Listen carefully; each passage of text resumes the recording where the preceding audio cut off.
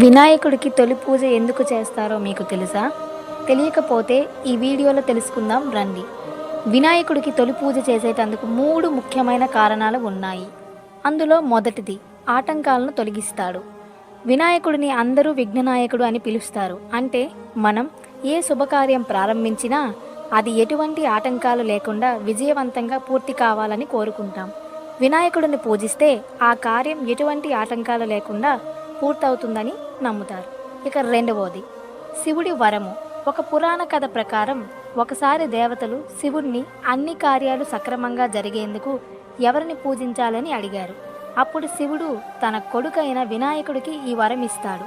అప్పటి నుండి అన్ని శుభకార్యాలు, పూజలు, యజ్ఞాలు, చివరికి ఇతర దేవతలను పూజించేటప్పుడు కూడా మొదట వినాయకుడినే పూజించడం ఆచారం అయ్యింది.